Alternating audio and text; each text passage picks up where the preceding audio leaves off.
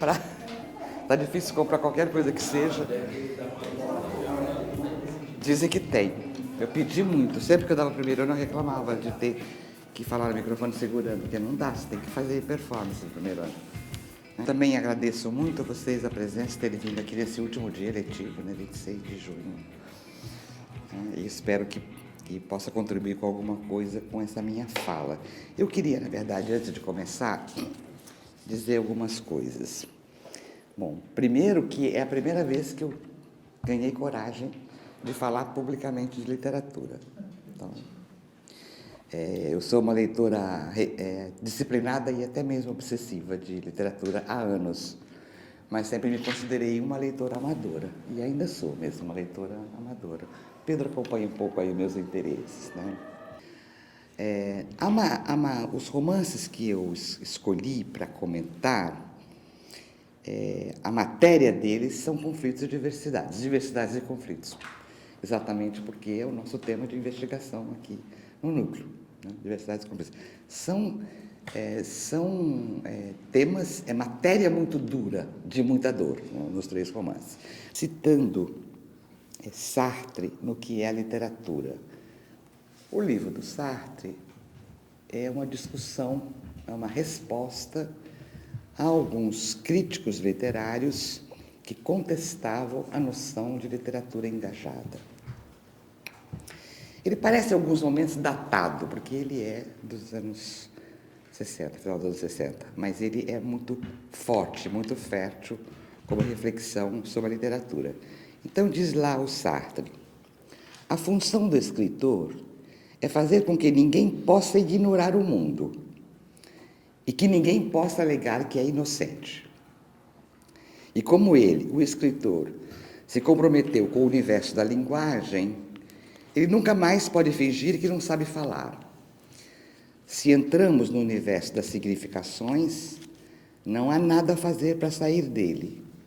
Se deixamos as palavras se organizarem com toda a liberdade, elas farão frases e cada frase contém inteiramente e remete inteiramente ao universo inteiro. Ele conclui esse parágrafo: escrever é, pois, ao mesmo tempo, revelar o mundo e apresentá-lo ao leitor como uma tarefa oferecida à sua generosidade, oferecida à generosidade do leitor. Então, a citação do Sartre.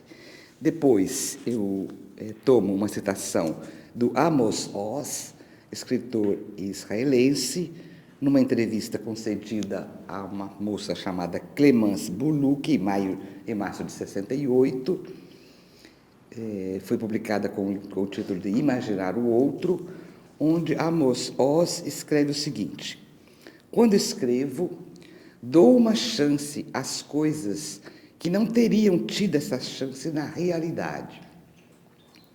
Eu as trago de volta ao presente, eu lhes dou a chance de viver de modo diferente ou de fazer coisas diferentes. Para mim, continua o escritor, é esse o papel da literatura: dar uma segunda chance àquilo que não teve possibilidade de fazer. Então, a partir daí, eu apresento esses três romances que eu escolhi, que eu chamei, por exemplo, Cena 1, Ruanda, 1998, 4 anos após o genocídio Tutsi, que é a matéria deste romance, do senegalês Boubacar. Bom, em 1998, portanto, 4 anos após o genocídio Tutsi, por uma iniciativa do governo de Ruanda e, paradoxalmente, por uma fundação francesa, chamada Fondation de France, 10 escritores africanos foram convidados para fazer o que eles chamavam de uma residência literária em Ruanda, em Kigali, para escrever sobre o genocídio. O projeto se intitulava Ruanda, Escrever por Dever de Memória. Dessa residência surgiram 10 obras literárias, né, desses 10 escritores ruandeses. Durante esta estadia, os escritores pesquisaram documentos disponíveis e, sobretudo, visitaram os lugares do massacre e conversaram com sobreviventes. Boubacar, portanto, é um desses residentes e o livro é o resultado dessa experiência. Quando ele publica, ele põe um pós-fácil. E nesse pós-fácil, ele escreve que se encontrar, depois de 4 anos, num país devastado, porque por aquilo que ele chama a loucura assassina do Hutu Power, mergulhar nos relatos terríveis, diz ele, terríveis para um espírito humano normal, tentar compreender esses relatos afasta o escritor rapidamente de tormentos estéticos. Numa questão de discutir o caráter estético da obra. Aqui, qualquer discussão sobre o estético, qualquer discussão sobre literatura engajada, fica fora de lugar. Nas suas palavras, considerações estéticas para escrever sobre este drama seriam absolutamente derrisórias. Nesse mesmo prefácio, ele diz que levou semanas para saber o que fazer com aquilo que ele via e com o que ele ouvia. Ele podia fazer um panfleto, um romance, uma peça de teatro, parece que saíram algumas peças desses residentes. E, diante da dificuldade de saber o que fazer, ele resolveu, então, começar por perguntar e por ouvir em silêncio, com infinita paciência, aquilo que as pessoas tivessem boa vontade de lhe responder. Então, o livro é o resultado desta escuta, dessa paciência, dessa fidelidade à experiência vivida dos interlocutores que eram presentes do massacre. Na verdade, isso coloca uma questão da relação entre ficção, testemunho histórico, realidade, né? Essa tensão, porque o livro é um romance. Mas a matéria do romance são os relatos das pessoas. Eu não vou, evidentemente, narrar a trama do livro. Eu escolhi um personagem chamado Cornélio, que ele inventou. Existia um Cornélio lá, porque ele escutou uma conversa de 2 mulheres dizendo, foi aqui que o Cornélio ficou. Ele disse, eu vou, então, criar um Cornélio. Olha, por esse personagem, o Boubacar tem uma teoria muito especial. Ele monta esse personagem com muito cuidado. Quem é ele? É um jovem exilado que foi para o exílio antes do massacre, que volta ao seu país 4 anos depois do genocídio, que é a época que voltou também o Kagobo, 4 anos depois. E dos episódios eu escolhi a visita que Cornélio faz ao operário de Murambi. Que local é esse? Uma escola técnica para a qual os tutsis foram convidados a ir para serem protegidos, como aconteceu também com algumas igrejas, e que lá foram massacrados pelas milícias. 20 mil, 30 mil, só nessa escola técnica. Após essa carnificina, a chamada Operação Turquesa, que era a operação dos franceses lá, Opération Turquoise, eles mandaram enterrar os mortos. Os franceses enterraram os mortos. E depois da vitória da Frente Popular Ruandesa, os próprios ruandeses desenterraram esses mortos. E parece que a lama no qual eles tinham sido enterrados desacelerou a putrefação. Então, 4 anos depois, havia corpos reconhecíveis. Então, não era só um mussar no sentido que a gente usa a palavra.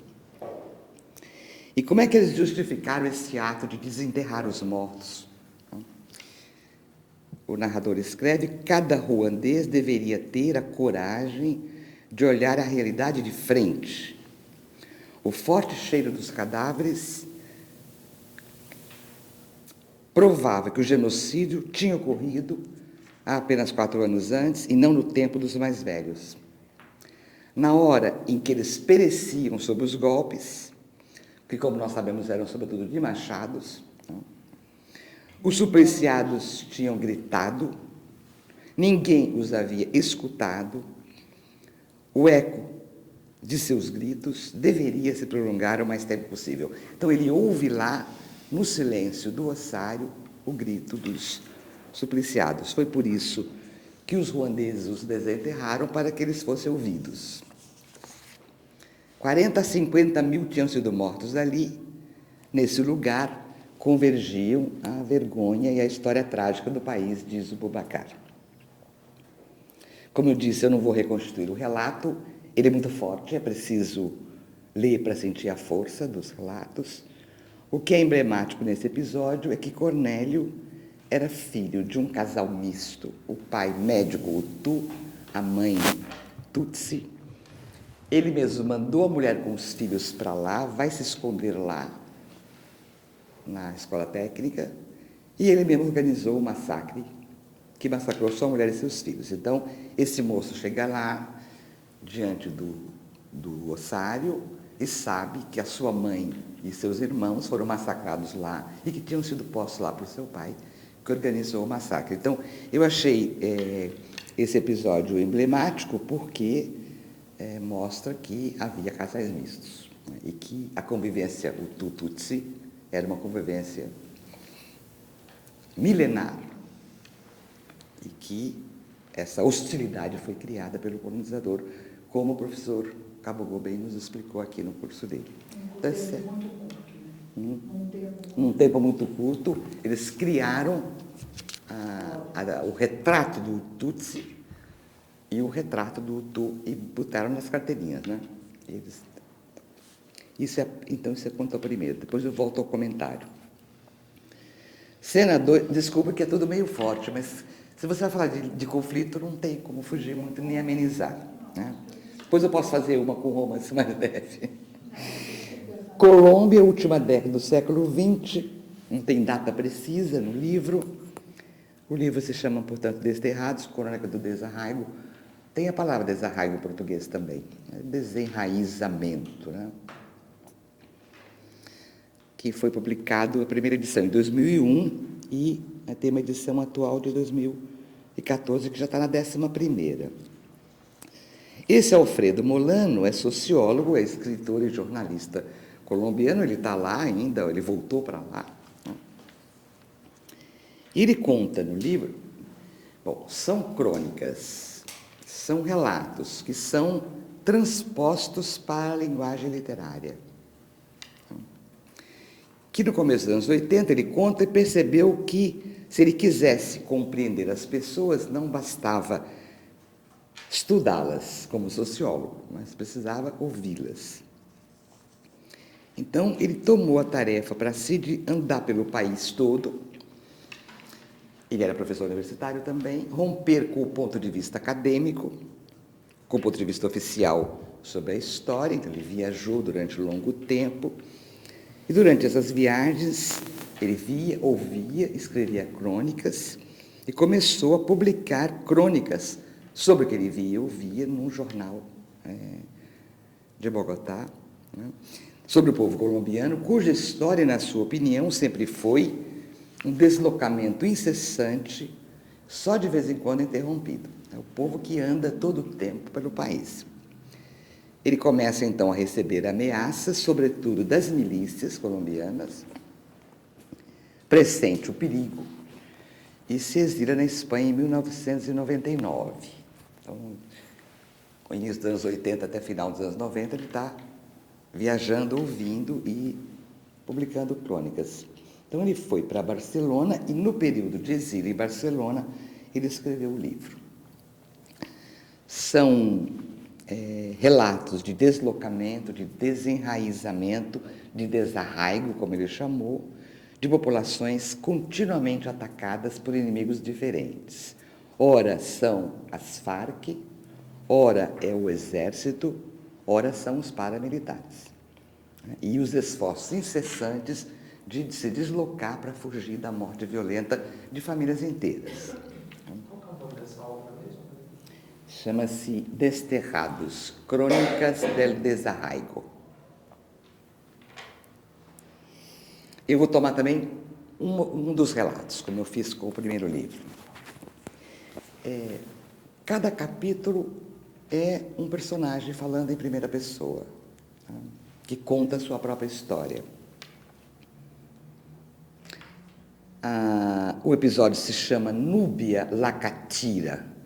Eu fui ver a catira, parece que pode ser no espanhol ruivo, louro. Ou sarará, em português. Sarará, Núbia. Núbia é uma moça. Núbia a Sarará, personagem feminino que conta a saga da sua família. Então, uma família com vários filhos, o pai trabalha longe de casa, de vez em quando ele vem traz dinheiro e volta, e a mãe consegue uma terra, cerca, faz uma venda, uma vendinha, e começa a cultivar a terra.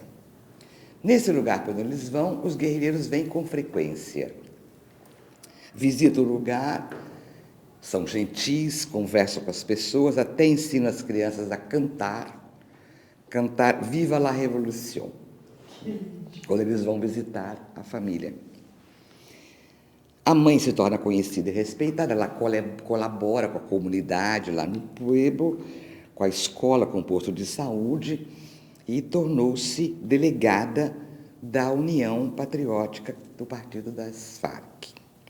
E, é claro, aí ela foi denunciada para o Exército, que ela abastecia a guerrilha. Os guerrilheiros chegavam, ela dava comida. Então, o Exército chegou na aldeia e a matou e a jogou no rio.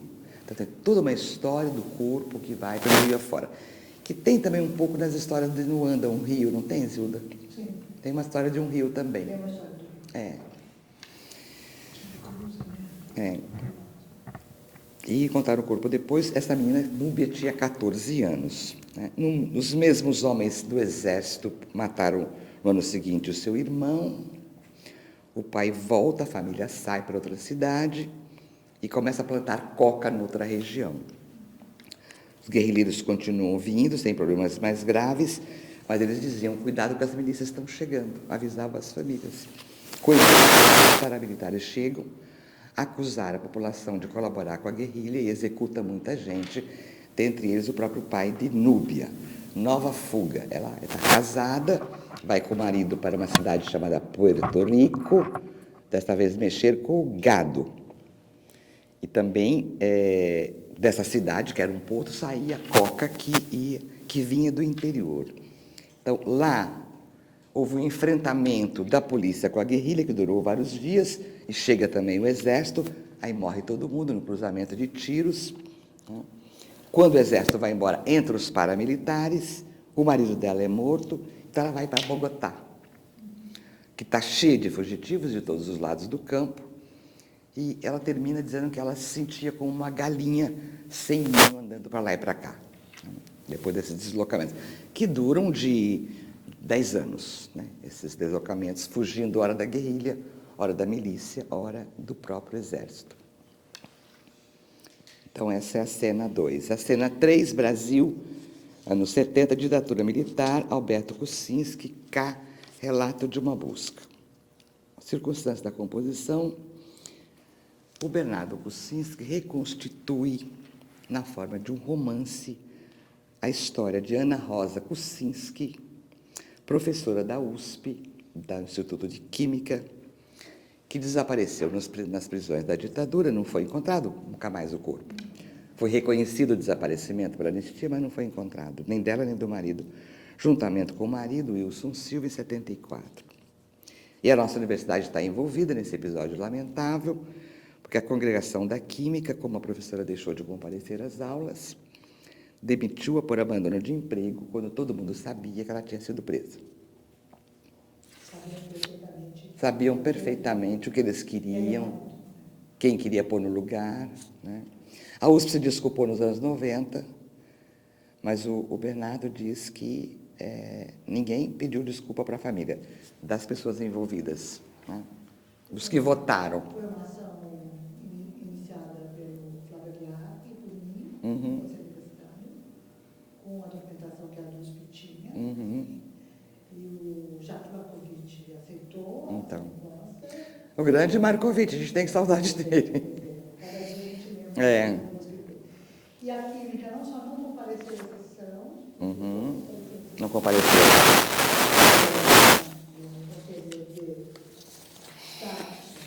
Está revertido A demissão está revertida. a professora foi exilada e o diretor não apareceu, e depois a clínica mandou um documento para a USP dizendo que não reconhecia este ato realizado tanto tempo depois, sem nenhuma prova. Onde está a Ana Rosa Cursins? A prova não tem, porque o corpo foi despedaçado e queimado. E esse Bernardo Kucinski é o irmão dela. É irmão mesmo, real. Né? É irmão dele, que também foi exilado na ditadura. Né? No romance é o pai o personagem central, chamado K. Né? E é o pai que dá unidade ao relato, porque os capítulos são muito variados. Às vezes é um narrador na terceira pessoa, às vezes é o pai que fala em primeira pessoa, às vezes são outros envolvidos nos episódios que falam. Né? Então é um pai dividido entre o amor paterno e algum sentimento de culpa, porque ele mesmo é judeu polonês, preso na Polônia, perseguido na Polônia e que veio para o Brasil. Então, várias vezes ele compara a perseguição na Polônia com a perseguição da Ana. E com muito sentimento de culpa, porque ele diz que só se dedicava à literatura íntima. Vivia em reuniões de escritores íntimos, fazia concursos, que não prestava atenção na filha. E também de perplexidade, porque ele percorre o mundo dos agentes de repressão, o mundo dos informantes, dos delatores. Sabe? Bom, e quem viveu a ditadura sabe o que era essa experiência das famílias atrás dos seus familiares. Aqui não esteve, aqui não está, nunca foi preso e tal. A busca foi incessante, ele fez a busca Contínua. Então se entrelaça com a história da Ana o passado dele na Polônia, de perseguido. Ele havia se engajado na resistência e havia também passado a temporada na prisão, mas só o relato do pai, como a gente pode imaginar, traz os traços da desolação, da indignação, experimentado por todas as famílias que tiveram seus filhos presos, né, da ditadura, cujos representantes insistentemente negam que Ana Rosa tivesse passado pelas prisões. O romance varia de uma narração em terceira pessoa, as andanças do pai, com capítulos de outros personagens do drama. E eu vou tomar também um episódio só, que é um discurso de uma mulher muito simples, que cumpria pena numa prisão comum por ter sido acusada de tentar esfaquear um padrasto que a assediava, uma coisa meio brava assim, e que o Fleury tirou da cadeia, oferecendo a liberdade desde que fosse trabalhar numa casa para ele em Petrópolis. Essa casa de Petrópolis, vocês devem ter ouvido falar. O que foi esta casa? No porão da casa, 2 celas trancadas. Fleury é o Sérgio Paganini, né? Ele não nomeia todo mundo, mas o Fleury ele nomeia. Bom, ele não nomeia o Dom Paulo Evaristo, porque ele foi nas reuniões com o Dom Paulo. Ele fala o arcebispo. Ele diz no começo do livro, esse livro é uma ficção, mas tudo que está aqui aconteceu. A tensão entre ficção e realidade que está muito clara lá. Né? Então, o que essa moça conta que ela aceitou, porque ela ia ficar livre, ela ia trabalhar para limpar uma casa, ela era proibida de entrar nas salas do porão, mas ela ouvia que sempre chegava carro cheio e saía vazio. Ela ouvia gritos, nunca viu nenhum sair de lá, mas ela via sacos grandes de lixo saindo cheios, e já eram corpos. Não? Um dia ela olhou para o buraco da porta quando eles não estavam e viu mangueira d'água, ganchos de pendurar carne como o açougue, mesa com faca, com serrote, martelo, e sangue, muito sangue, ela viu. Então eu paro também aqui, né?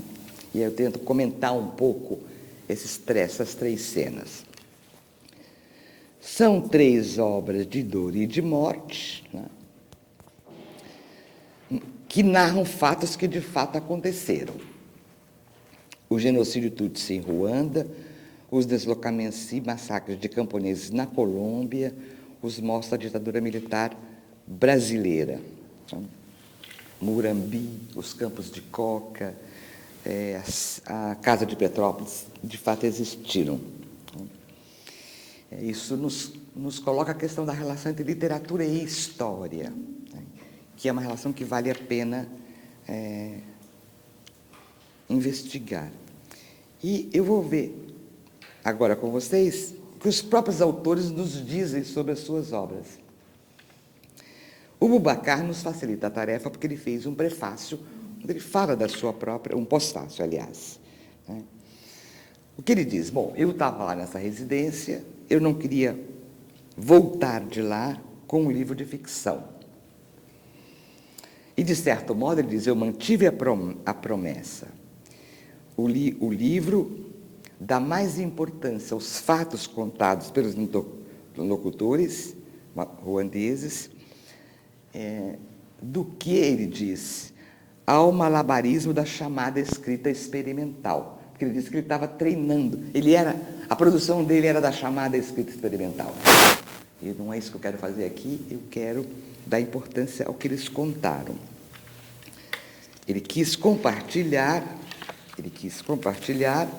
com os leitores o que ele chama de lição da história que ele tirou nas visitas aos lugares do genocídio, que compreendeu logo que era preciso respeitar os testemunhos colhidos durante a residência, ligando-os ao contexto histórico ruandês. Mas, ele continua dizendo, apesar desse cuidado com a precisão, com a fidelidade, o meu livro é um romance. Nele se pode perceber o tumulto da história trágica, se pode perceber através das trajetórias individuais a subjetividade de um autor. O que faz esse texto ser um romance e não um relato de histórias, que tem lá a subjetividade do autor. Aí ele diz para o leitor, imagine você pegar um caderninho de campo num grande galpão onde estão alinhados milhares de corpos em decomposição. O caderninho de campo na mão. Não há ali neutralidade possível, não há como coletar fatos friamente. Trata-se de escutar narrativas de vidas destruídas e fazer de si mesmo o eco dessas vozes. Ele acrescenta ainda que a própria estrutura do texto, que é cindida e fragmentada, porque cada capítulo é um tipo de narrativa, um tipo de narrador, ele fala de uma estrutura éclatée, porque éclater é explodir, né? Mas uma estrutura explodida não fica muito bom para nós, né? Fragmentada, explodida. Então, o recurso do procedimento da escrita mesmo, que faz essa estrutura fragmentada e éclatée, é um recurso que se explica pelo seu desejo de mostrar os destinos individuais. São destinos individuais, né?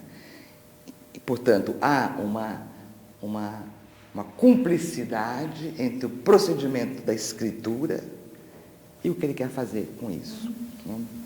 E ele diz, é isso, escrever por dever de memória, que é um dever de contrapor ao aniquilamento dos genocidários um projeto de vida. E ele espera não ter escrito em vão. Isso ele mesmo diz sobre a sua obra. Passemos agora ao Molano. O livro de crônicas não tem um prefácio que explique a natureza do texto. O que nós sabemos é que teve origem nas conversas com homens e mulheres dos pueblos, né? E eu encontrei dele uma entrevista na qual ele diz que em seus livros pretende transmitir o drama do camponês colombiano perseguido por diferentes coisas. Na mesma entrevista, ele diz que estudou na Universidade de Colômbia, que ele quis fazer uma pós-graduação em Paris, que foi para lá, na École des Hautes Études. Que ele queria fazer uma tese sobre a Colômbia, que fosse uma tese tecnicamente correta, que fosse complexa, grandiloquente, a ambição do doutorando. Todos querem. Então ele foi ouvir as pessoas e se apaixonou pelas histórias e disse para si mesmo: eu saio da teoria e da academia e me dedico a escrever isso. Então, uma espécie de rompimento com os quadros rotineiros da vida acadêmica para escrever isso. Porque a linguagem das histórias, para ele, tem uma vida própria. Você precisa captar essa vida das histórias.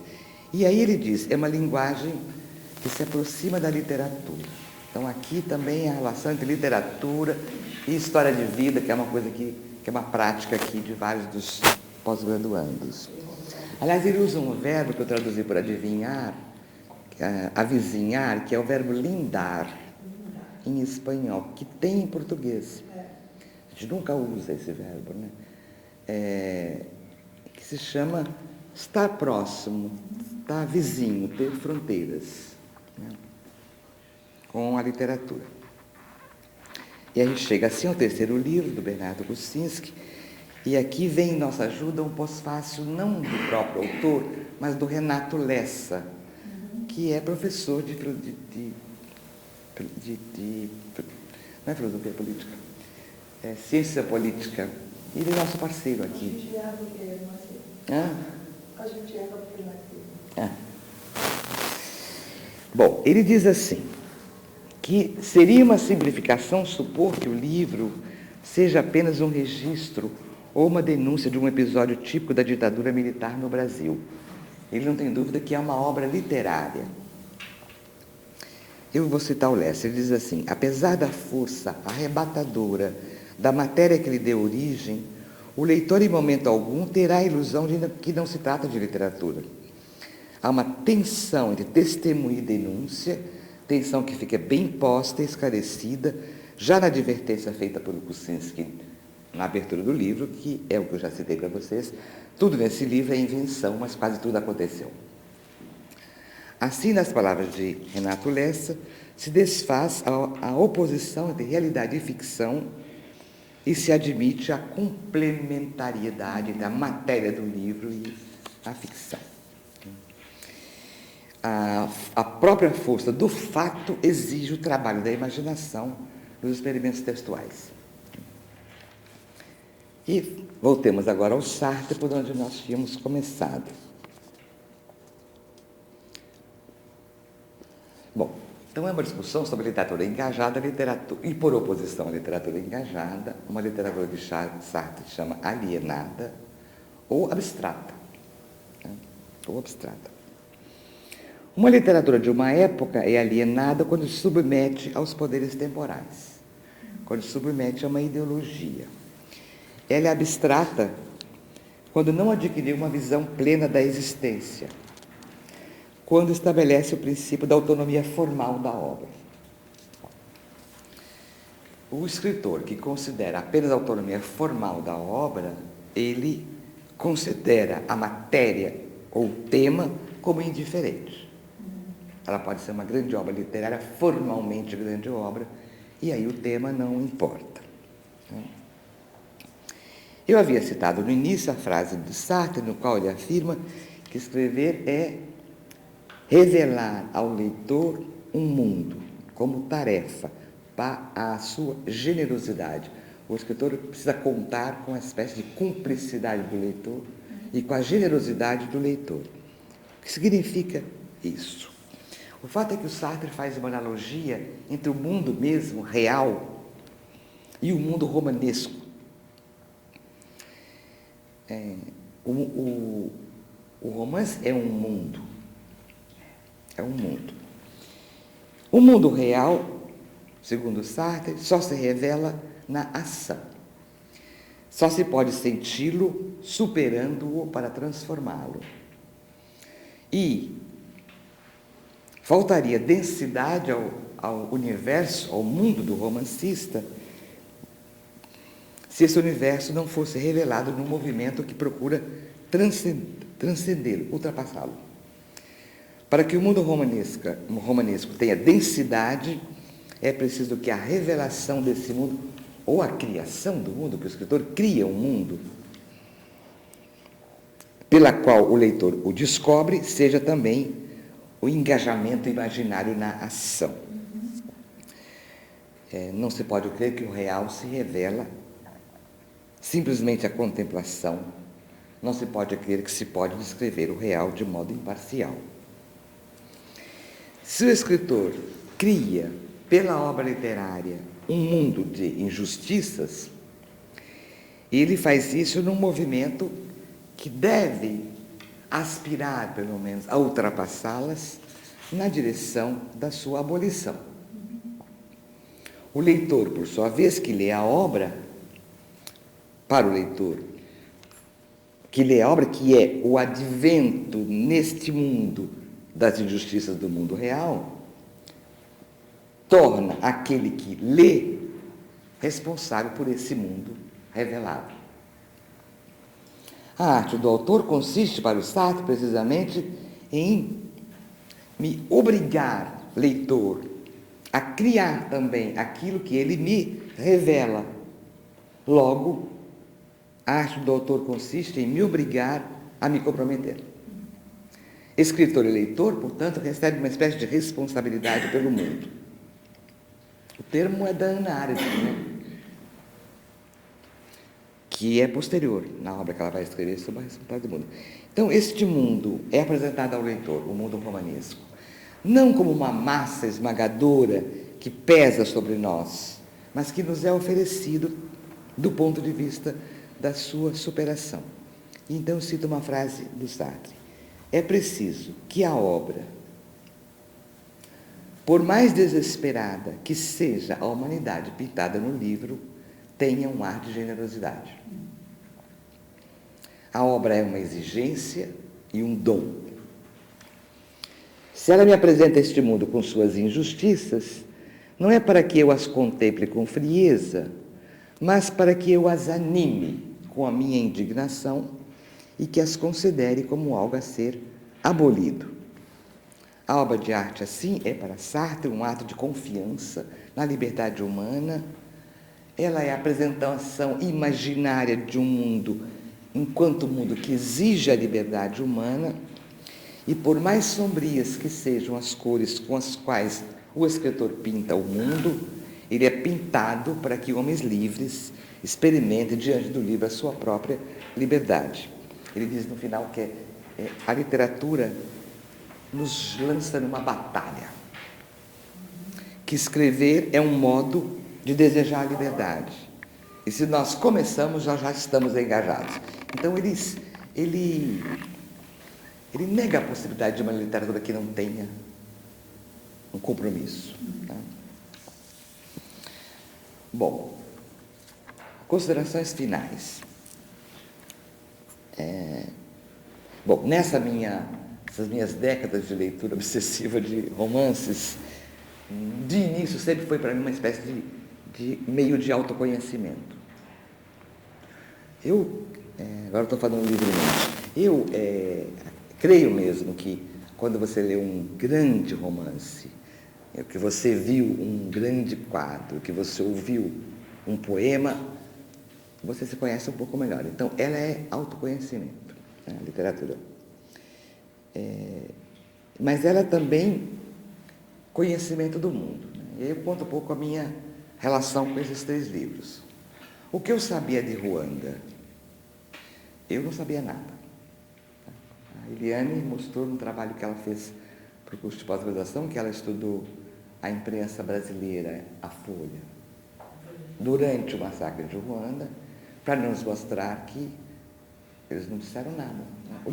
Ou então é mais uma briga de africano. Bom, enfim, então,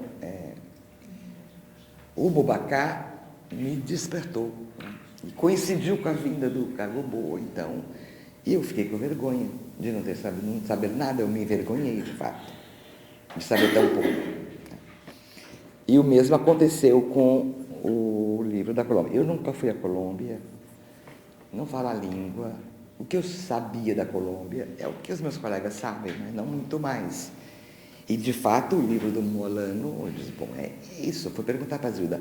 Zilda, é assim a Colômbia? Ainda é, né? Ainda é. Conhecimento do mundo.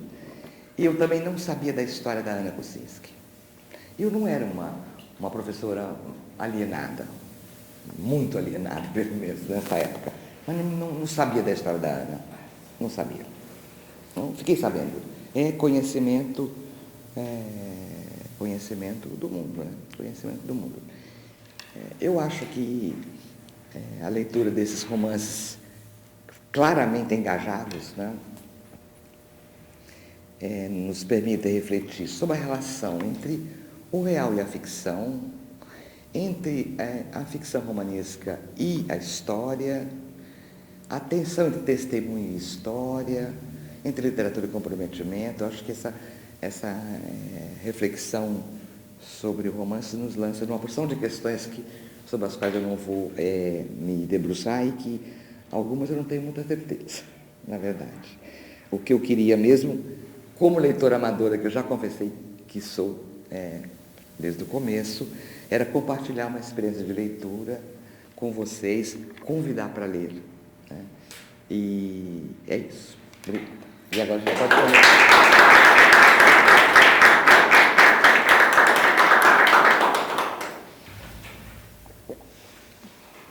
E se vocês quiserem, como leitora amadora, eu faço também sobre outros romances dos que eu tenho lido atualmente. Porque eu faço pacotes. Né? Eu faço pacotes. Agora eu quero ler literatura africana. Eu fico atormentando o Pedro. Pedro, o que saiu mais? O que saiu mais? Ele me indica. Tem literatura não europeia, né? Por enquanto. Né? É sempre bom ter um diálogo, né? É sempre bom. Com alguém que vai contando da vida. Eu queria falar algumas coisas, Maria, em relação a tudo que você pôs, que é tão lindo, né? Tão importante. Eu penso que o historiador, quando escreve a história, ele constitui também um espaço ficcional grande. Não é possível pensar que a hora que a gente reconstitui um processo, né, que exista uma objetividade que me faça recuperar aquilo que estava lá e eu não estava. Né? E aquilo que os materiais me deram e que vai sofrer uma mediação imensa entre o que eu compreendo daquilo, o que o meu sentido diz, e, portanto, tem, cada vez mais os historiadores reconhecem que a historiografia é também uma parte imensa de literatura. Porque no momento pode contar muitas histórias. Né? Pois é, né? E acho que tem uma coisa também para a gente que está aqui, que trabalha com os ouvidos agora, né? A história oral, que é essa história de aproximação, etc., que de fato, entre o que o sujeito me conta, né, e o que eu apreendo do que ele me conta, tem um lapso, né, onde a minha intervenção, muitas vezes, coloca em outro lugar aquilo que ele diz. Eu conto a história da Sarah Becker, que eu entrevistei, que eu gostei muito, uma mulher polonesa, russo-polonesa, que veio do Brasil, que entrou na militância, que esteve jovenzinha, saiu de casa para ir trabalhar e estava no partido. E eu entrevistei a Sarah bem na velhice, já com 90 e poucos anos. Então, ela me contou toda a história dela. E quando eu escrevi o livro, mandei para ela, ela disse assim: Zilda, não é bem assim, mas é assim também. Então, que parece um pouco a frase do Kosinski, né? É tudo inventado, mas é verdadeiro. Quando ela me disse que é assim também, eu despontei, chorada, que responsabilidade, né, que ela devolver para ela, tudo que ela me disse, se ela não se reconhecesse e tal. Foi uma pessoa que eu amei fazer o trabalho com essa mulher, eu entrevistei vários, mas amei. Então, eu acho que o que a gente precisa mesmo para pensar isso tudo que você nos disse é a cumplicidade mesmo, né? Entre quem conta e quem escuta, entre quem lê e quem aprende. E a gente escolhe por conta disso. Né? Quer dizer, a gente lê o que está muito próximo do nosso lugar no mundo. Né? E a gente descobre alguém que fala, tem uma história assim, sabe? Você sabe que aquela história vai ter coisas que é meio que o seu lugar no mundo também. Você entendeu? Né? Tem uma coisa que é extraliterária, que é a escolha do escritor. E também tem no caso do historiador. Tem algo que é extra história na escolha da matéria. Tá? E aí, isso que precede a escolha, isso recai sobre o modo como você escuta, de qualquer maneira. Agora, eu quero dizer a você que o fato de você não saber a história da Ana Rosa Kuczynski não tem nada a ver com alienação. Não, alienação no sentido bem banal, de não prestar atenção. Com censura, impedimento, com apagamento. Né? Quem não estava enfiado nesse mundo porque estava perseguido, porque estava preso, etc., não soube disso durante muito tempo. Né? Por isso que a química se escondeu atrás... Tantos anos. Né? Ela se escondeu atrás porque quando chamaram, um mês depois, chamaram a reunião da congregação, eles sabiam que ela tinha sido presa, já havia denúncia da diocese, já havia hipóteses levantadas, mas eles ignoraram. Então se esconderam atrás, não sabemos de nada, porque nada foi divulgado, nada foi publicado. Então, no romance aqui, ele faz falar algumas mulheres, algumas professoras, que eu não sei se foi mesmo assim, porque ele, certamente não foi, porque ele relata pensamentos que essas mulheres tiveram, porque elas sabiam, mas elas tinham medo. Se eu for falar, o que vai me acontecer? E não falaram. Os que sabiam não falaram nada. Quando o pai foi procurar a primeira vez, elas chamaram num cantinho e tiveram medo de falar com ele. Todo mundo tinha medo, era um pouco isso, né? Então... Era uma questão que me coloquei também é a seguinte: por que eu escolhi esses três? Porque, por exemplo, no caso de Ruanda, tem um outro livro que também vocês deviam ler, que chama O Livro de Elisa, que é o relato de uma sobrevivente. Ele dá um livro de Elisa. Você tem? Você lê? É um relato de uma sobrevivente. Mas não é a fala dela, é uma jornalista, como sempre acontece. Né? O jornalista faz o livro ouvindo o relato. Mas, literariamente, ele não me agradou. Literariamente. Alguma coisa não era bonito lá, no sentido mesmo de estético. Né? E esses três são muito bem escritos. Mas eu não saberia explicar para vocês o que é um livro bem escrito. Assim, objetivamente. Não dá para saber. Ou é bom ou não é. Você sabe, Pedro? Não sei explicar. É que a gente lê e é um bom escritor, e é bonito, e é bem escrito. E te pega. Eu não sou da teoria literária, não sou formada tecnicamente para isso.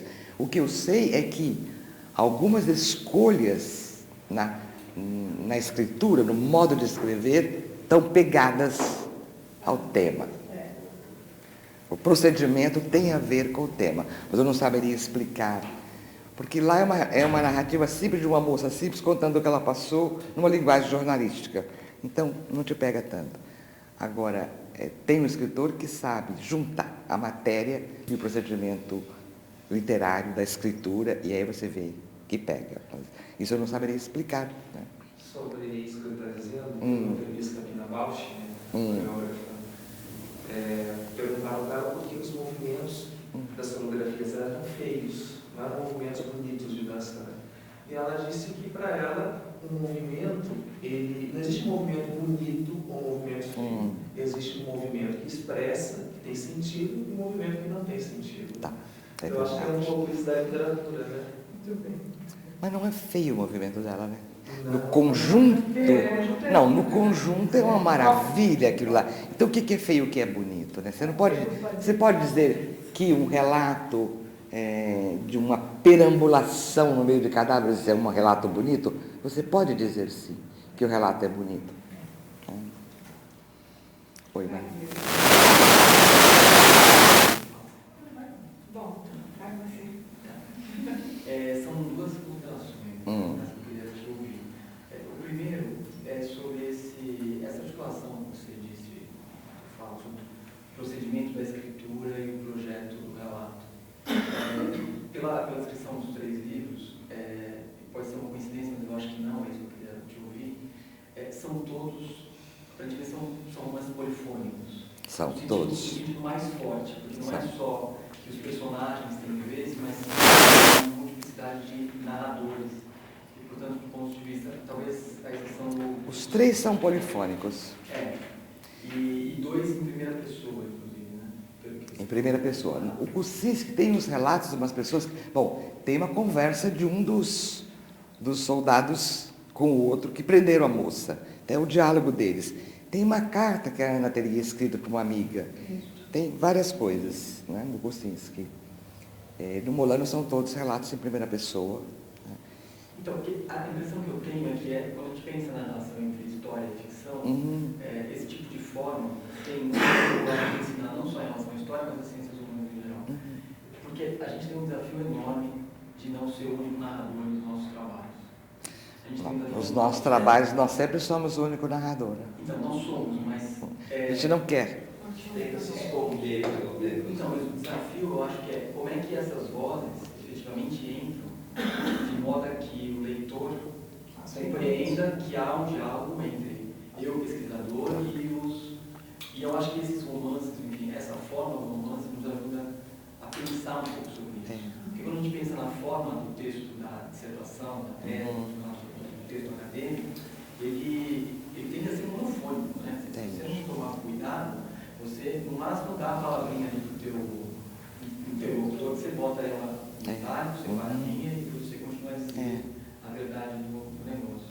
E eu não sei se você escolheu esses 3 romances pensando um pouco nisso. Não, eu escolhi muito intuitivamente, porque eu gostei muito, me pegou muito, eram muito bem escritos e tinha a ver com questões nossas. Com questões nossas. Tem a ver também com questão muito prática, que eu acho que eu que não sou das ciências humanas, que nunca fiz trabalho de campo, e que eu vejo as dificuldades dos alunos que têm trabalho de campo, de conseguir de fato articular o relato do campo com a reflexão teórica, com os autores. E eu acho que precisa muito amadurecimento para isso, né? A gente tem que ajudar os alunos nesse sentido, de esperar você poder fazer articular um relato com uma reflexão teórica, que é uma coisa difícil. Eu acho que a gente tem muito a aprender com os romances, é verdade, a gente tem muito a aprender. A segunda é uma pergunta para a leitora amadora. Se você abandona romances e como é que você se sente quando você abandona? Eu nunca abandono. Nunca? Você vai até o final? Nunca. Mesmo quando está ruim, eu nunca abandono. Bom, eu reli agora, demorou um tempão, Os Mandarins, do Sartre, que é aquele mundo também de pós-guerra, entra no PC, sai no PC e tal. E não é bom de ler, não é bom, assim, não dá prazer. Mas eu falei, eu vou até o fim saber o que vai acontecer com esse povo aí, naquela coisa do pós-guerra, quem entra no partido, quem não está no partido. Eu fui até o fim, eu sempre vou. Então eu abandono, mas eu me sinto culpado. Então, eu não abandono. O filme? Também. Cinema nunca vou embora. Não, sair da sala de cinema não, eu não estou assistindo em casa, o livro é muito mais... Não, eu tenho um outro livro sobre a mesa que é também africano, que é a Rainha Ninja. Tem outro nome? Ninja, E eu também estou interessada em saber um pouco mais de espanhol. Tem lá o Outono do Patriarca Espanhol para eu recordar. Mas aí, com os mandarins do lado, eu olhava aqueles dois, namorava um pouquinho. Vamos terminar isso aqui primeiro. Eu sou bem, assim, obsessiva para chegar no final do romance. Margarida. Literatura e etnografia. Então você podia... Não é? Claro. Muito interessante. Porque, de algum modo, o livro do Molano está muito próximo da etnografia. Pois é. E isso é uma área também de interrogação dentro da antropologia. Que eu acho que culminou com esse trabalho que eu estou relendo agora, que é do James Clifford, Predicament of Culture, né? Em que ele sai da antropologia americana, sai da antropologia inglesa e vai procurar o pessoal da missão Dakar de Djibouti, da África, que foi estimulada pelo Marcel Mauss, né? E que tinha uma preocupação muito grande com o trabalho de campo. E queria fazer uma aproximação também entre arte e etnografia, através do reconhecimento da escrita.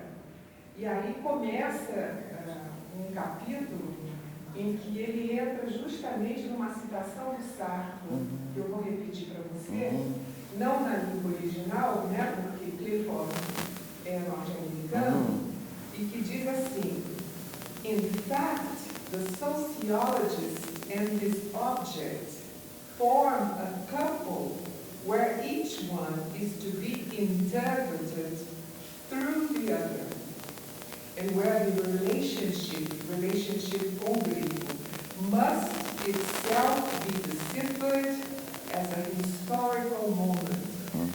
Então, o momento da relação entre os dois deve ser qualificado e decifrado como um momento histórico. Isso vem da crítica da razão dialética.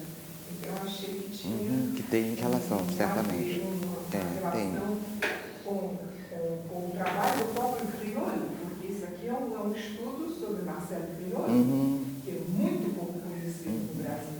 Se conhece a antropologia francesa através da linhagem de Lévi-Strauss, né? E a linhagem do Criollo é que está ligada à missão africana, justamente ao estudo dos Dogon, ao estudo de outros grupos africanos, tem a ver com o trabalho de campo em que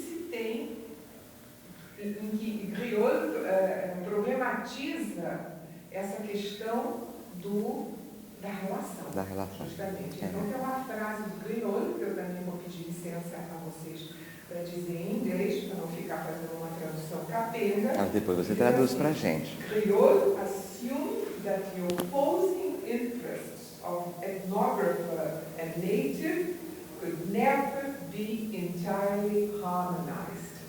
Né? Criollo assumiu que os interesses opostos entre o etnógrafo e o nativo nunca podiam ser inteiramente harmonizados. Quer dizer, havia aí sempre uma zona de fricção. Uma zona de fricção, como a Zilda falou na história também, né?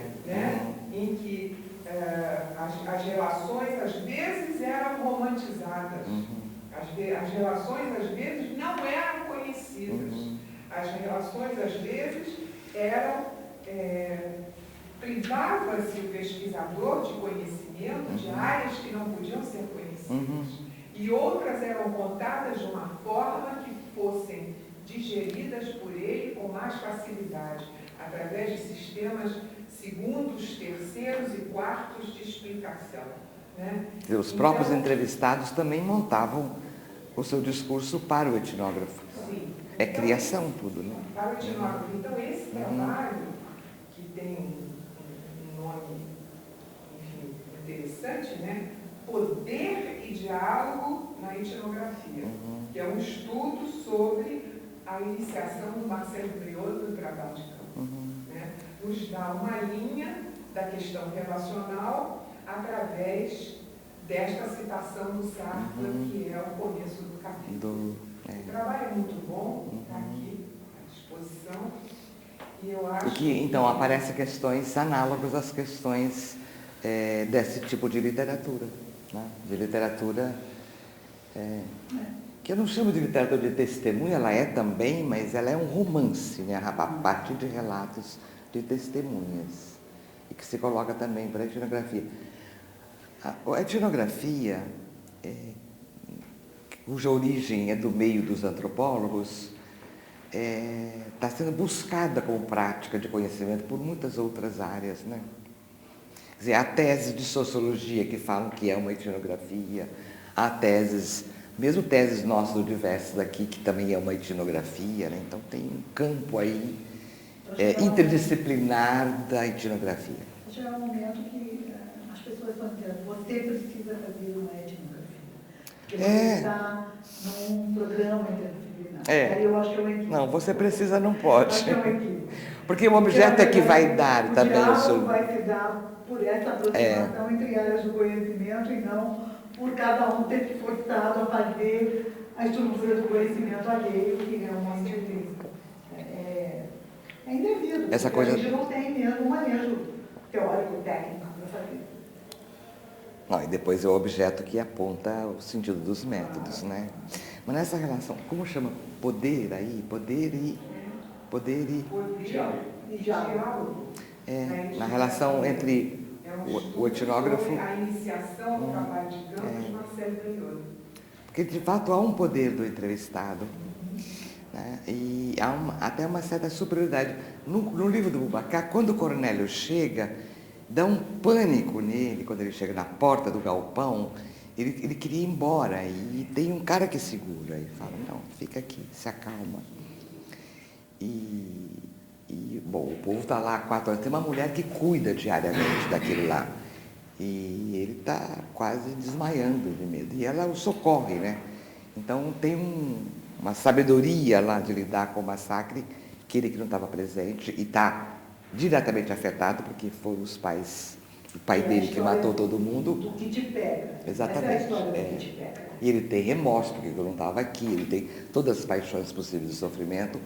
E um senhor idoso que está lá, que conheceu o pai, que sabe, e uma mulher que trabalha todo dia limpando os cadáveres, é que o acolhe. Então tem uma diferença assim da maturidade em relação ao sofrimento que eles adquiriram porque experimentaram, e que ele não adquiriu porque não experimentou. Experimentou já com a coisa feita e inevitável. E o experimentar é da inexorabilidade. A inexorável. Inexorável. Tem que experimentar, porque está posto ali de uma maneira... E quem viveu está mais maduro do que aquele que vai ouvir o que viveu. Que tem a ver com as histórias do medo, né, Maria? Eu acho que quando a gente vai discutir, né, porque você falou do medo, né, na hora lá da questão do desconhecimento, mas do conhecimento, mais do medo. Uhum. Eu acho que quem experienciou, o medo desaparece ou ele está relativizado. Uhum. Né? Quem não experienciou, imagina o medo vira uma coisa fantasmagórica imensa, e aí a pessoa se trava, né? Nesses depoimentos que a gente fez dos presos políticos durante 3 vezes, não sei quantas horas e tal, né? Teve momentos incríveis, porque repetir o que aconteceu provocou, assim, choros que não paravam nunca. Né?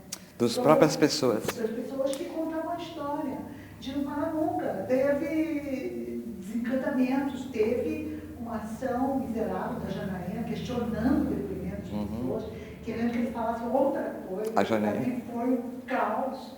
A Martinha se levanta e vai embora, diz, não vou falar com você. Você é pior que os torturadores. Olha. Está gravado Você vê. tudo isso. Mas eu tive uma experiência aqui na faculdade. É uma coisa incrível. Eu fui um dia com a Zilda, o nosso colega que morreu, o da sociologia, da ciência política. O Brás. Não, Não, o Gildo. Meu Deus. O que ia com a gente nas assembleias, que tinha sempre o cálculo, Leonel, e tinha mais alguém. Os 3 tinham sido presos na ditadura. Eu não fui. E eles começaram a contar coisas e começaram a rir. E a Zilda e o Leonel e o outro, que eu não lembro mais quem é, foi apagando, eles contavam e riam. Lembra daquilo? Lembra daquilo? Eu fiquei chocadíssima. Para mim, eu não pude compreender porque eles podiam contar rindo, né? Você lembra disso, Zilda? Lembro bem. E eu tenho a experiência do silêncio absoluto. Entendeu? Como uma regra de felicidade. O Gerson também sofreu prisão com tortura no regime militar. Ele silenciou completamente para poder prosseguir a vida, dar felicidade aos seus. Ele então, silenciou. Completamente. Não se falava nisso, nós respeitávamos, porque não se puxava esse assunto. Porque isso foi a via que ele escolheu, né? Entendeu? A gente sabia de tudo, todo mundo sabia, minha mãe sabia, porque eu tinha conversado com minha mãe, mas ele não comentava nem comigo, e muito menos com os filhos e com os Porque o silêncio foi a forma que ele encontrou. E era a regra para poder ir adiante. Entendeu? Entendi. Esse retorno seria um retorno tão doloroso que talvez o paralisasse. É E ele verdade. nunca paralisou. É verdade. Que a pessoa pode encontrar no silêncio uma forma de continuar, né? Tem passagens sobre o silêncio também no Sartre. Tem. Fala um pouco disso. Não, acho que não dá. Não, eu preciso estudar melhor.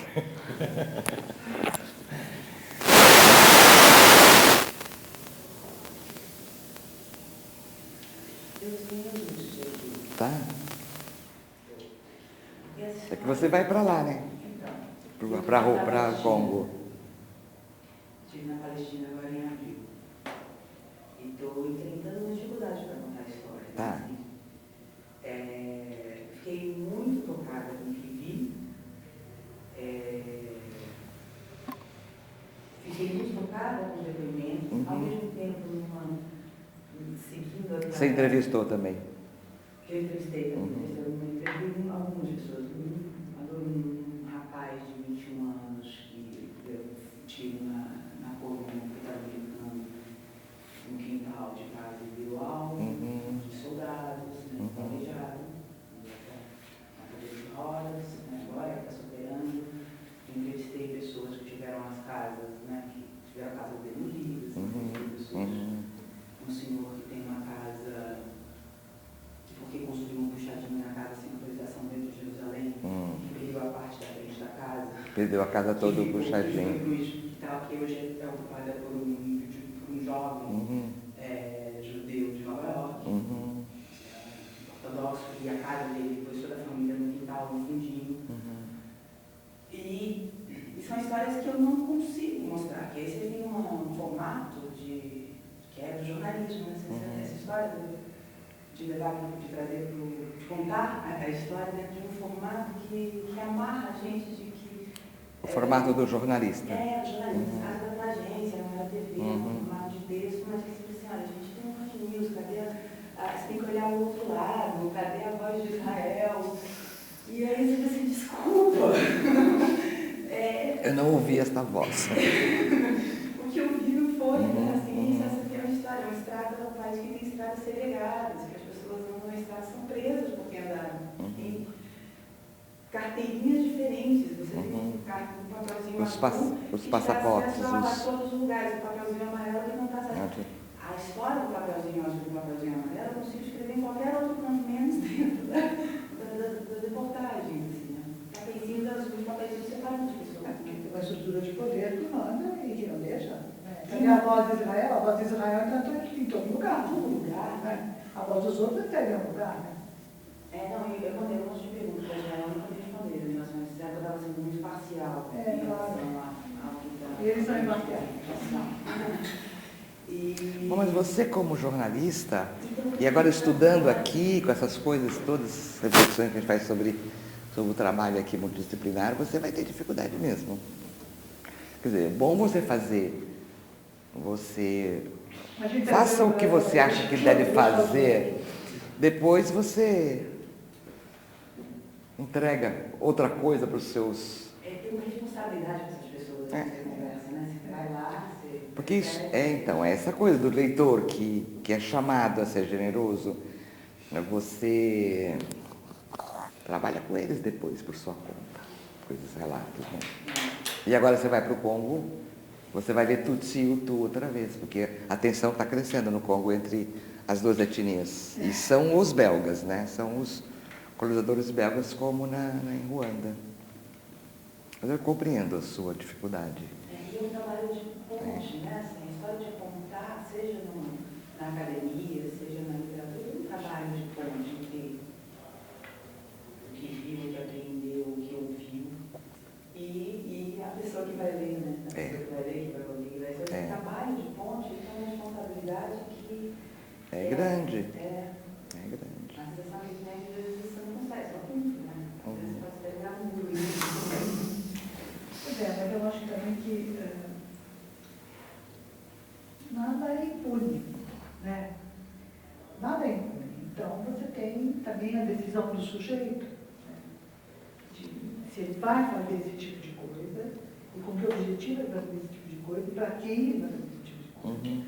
Que é diferente do que está posto aqui na reflexão da Maria, né? que é um contar histórias com um compromisso, né, de virar o mundo, né?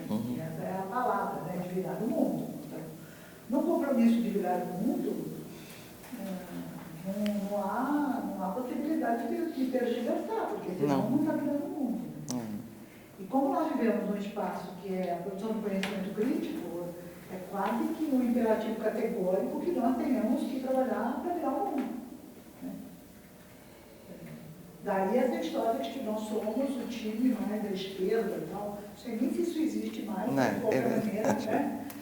E em relação a essa revelação, né, da violência, das desigualdades, de tudo que acontece no mundo, nos sujeitos, eu acho que, bom, se não vai, não vai. Né?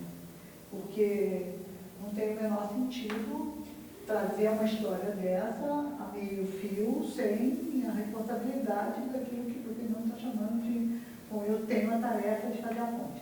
Né? Para virar o mundo. Aí é inexorável, não tem jeito, aí não tem jeito. Aí a escolha amorosa, a escolha política, a escolha de vida, né? E vai. Senão é impossível. Por isso que tem que definir o campo. Eu falo sempre com os alunos, a hora de definir o campo, você tem que saber em que lugar você está, né? Onde você vai chegar, porque é impossível definir um campo do combate para quem está querendo conservação. Né? A rejeição acontece imediatamente, né? A própria escolha dos alunos. A escolha dos alunos já diz onde estou, de que lugar sou, como faço, e aí as últimas consequências. Acho que todas as profissões têm um pouco, um certo manejo disso, né? Estou aqui para quê? Né? E a nossa, especialmente.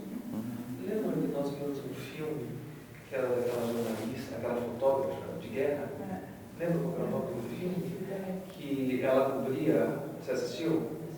Ela ia para lugares conflitos para fazer imagens, e a família estava indignada, porque ela se colocava em perigo o tempo todo. Ela dizia, não, mas é uma tarefa que eu tenho que mostrar as imagens. É lindo esse filme.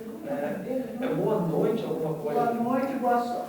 A gente podia fazer aqui um pequeno ciclo assim, que não fosse um curso, que tivesse essa ideia de diversidades e conflitos, que tivesse cinema, literatura e outras artes também. Podia fazer. Não é, Maurício? Você gosta de cinema? Não. Podíamos fazer. Podíamos fazer.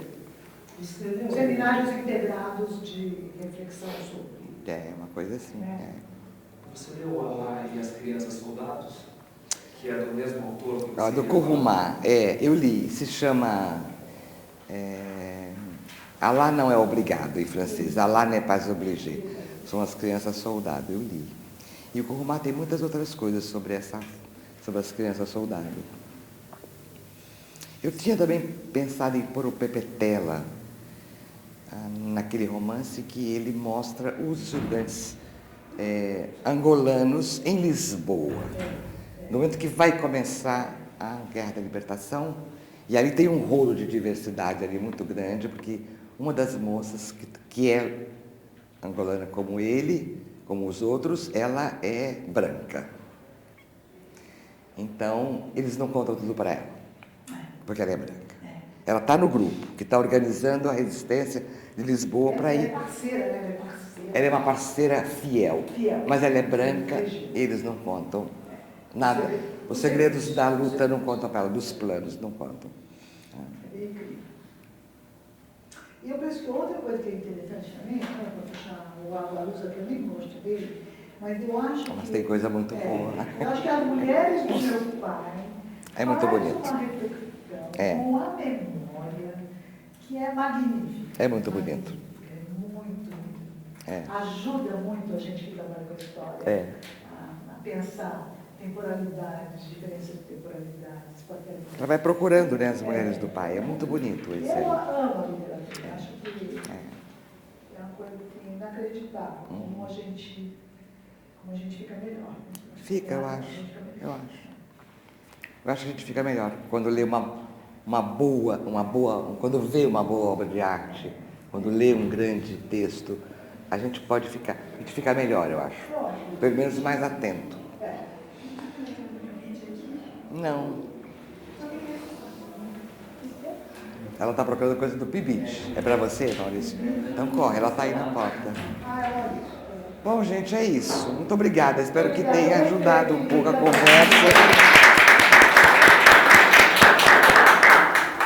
Agora eu convido você para a gente beber uma coisa. Ah, é verdade. Vamos mesmo, vamos Vale a todos. pena beber uma coisa dessa.